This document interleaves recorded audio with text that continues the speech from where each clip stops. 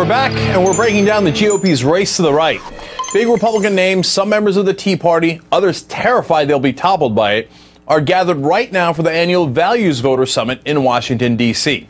And the list includes Mama Grizzly's political cub, Christine O'Donnell, who spoke just moments ago.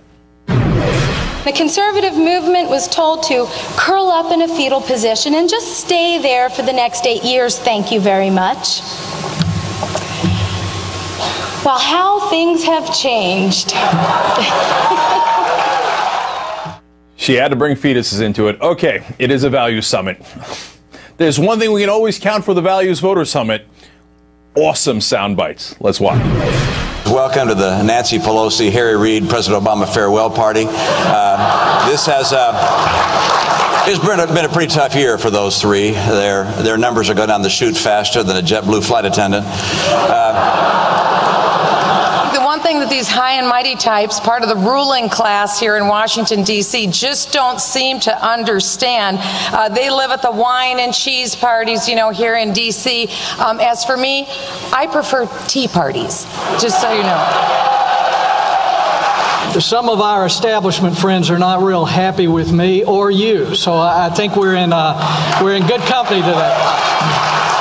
Because of you and people like you all over the country, there's been one upset after another all over the country.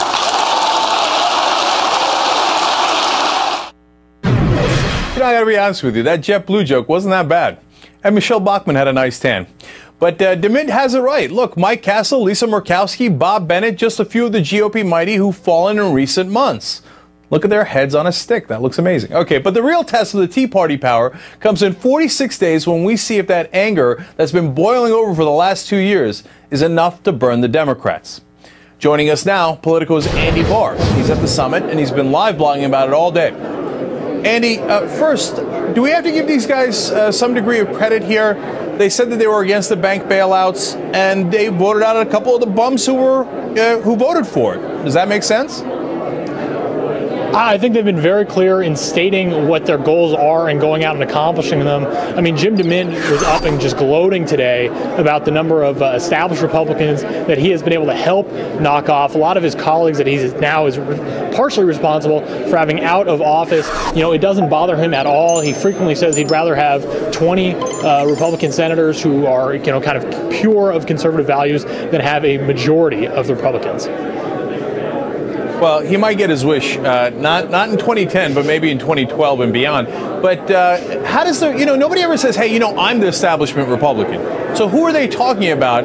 Is it Mitch McConnell? Is it Karl Rove? And then how angry are they at the Jim DeMints of the world?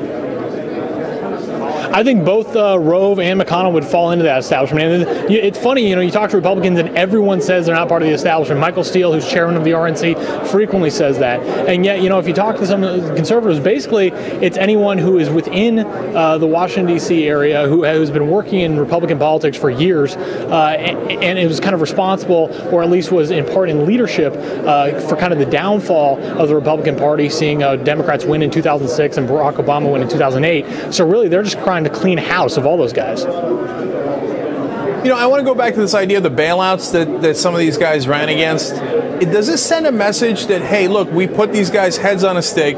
If you give another dime to the banks, you're also going to get voted out, at least on the Republican side?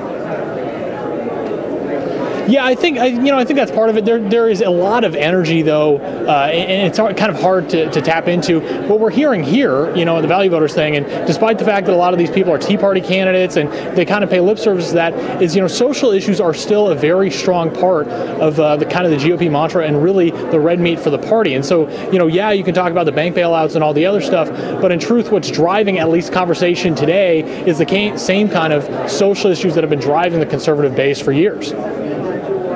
Andy, how do those two things jive? Do the values guys care about the bailouts and all the other things the Tea Party guys theoretically care about? And the Tea Party guys, are they on board for all this talk about fetuses and you know, whatever else Christine O'Donnell's talking about that's wigging people out?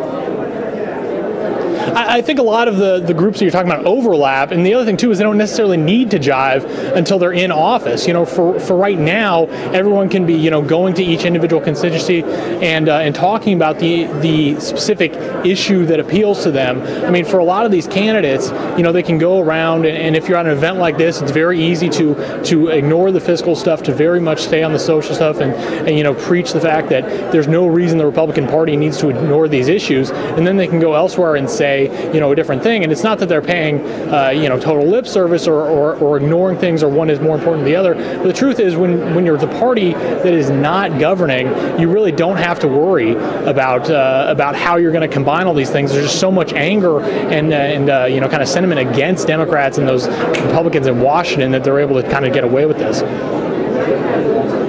Well, that's part of my problem here. I mean, does anybody in that audience, you're there, do they get the irony that they were most angry about the bank bailouts, and that the guys speaking are all most pro-banker guys in the whole country, that they don't want to regulate the banks at all? They want to let them take as much risk as they want.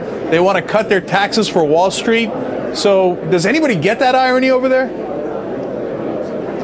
I don't think they would see it as an irony. You got to remember, this crowd is not, the Tea Party element is definitely here, but that's not this crowd. I mean, folks like Gary Bauer, like Tony Perkins, have been head of the social conservative movement for a long time, and yeah, that's gotten swept up some by the Tea Party crowd.